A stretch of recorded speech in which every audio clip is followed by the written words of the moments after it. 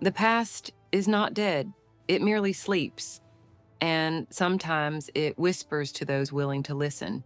Each of us is a mosaic of stories that unfolded long before we were born, on thrones, in fields, on battlefields, and in the quiet of ordinary homes.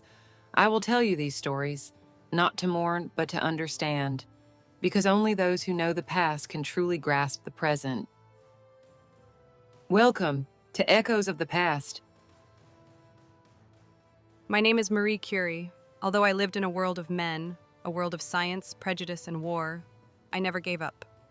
I endured poverty, pain, and death. But one thing no one ever took from me was my desire to understand the world. Today, I'm telling you my story, not so you admire me, but so you believe that even an ordinary girl from Warsaw can change the world. I was born on November 7th, 1867, in Poland, then under Russian rule. My name was Maria Skłodowska. I was the youngest of 5 children. My parents were teachers. My father loved physics. My mother ran a girls' school.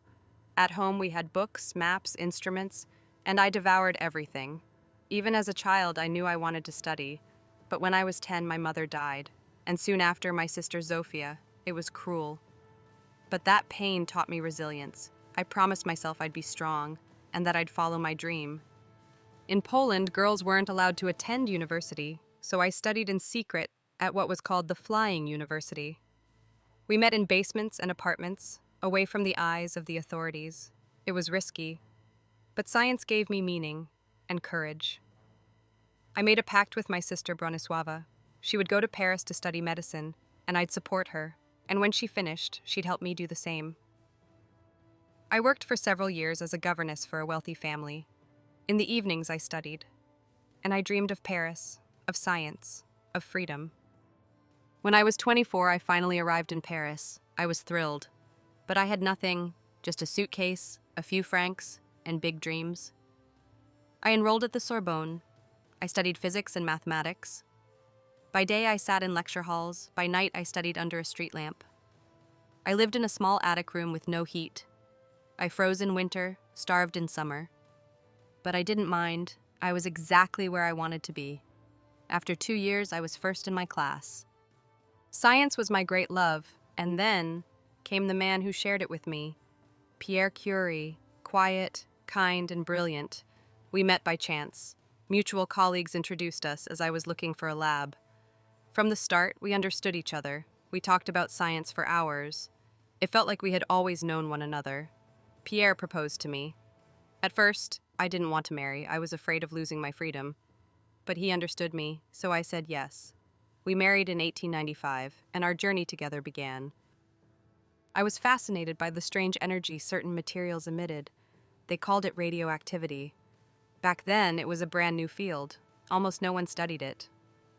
I began working with uranium, measuring, recording, analyzing.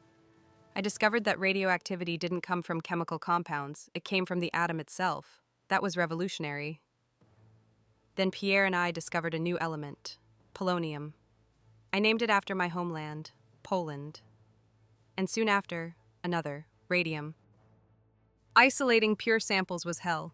I processed tons of pitchblende, working for months in a makeshift shed. Freezing in winter, sweltering in summer, we breathed dust that would later destroy our health.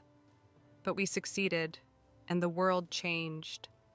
In 1903, Pierre, Henri Becquerel, and I were awarded the Nobel Prize in physics.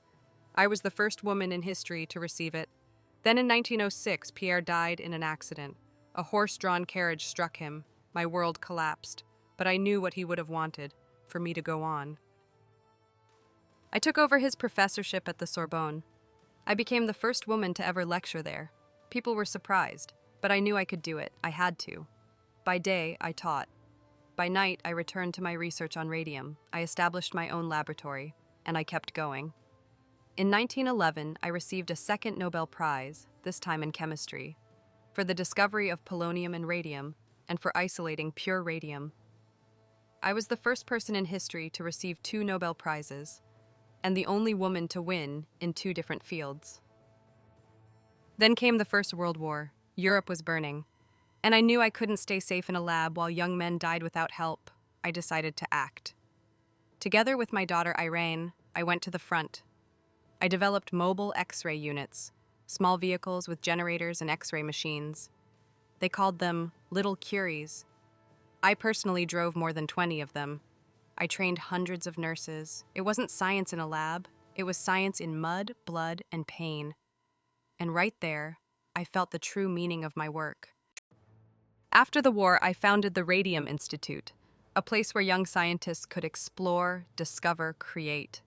I wanted science to serve humanity, not weapons, but healing, hope.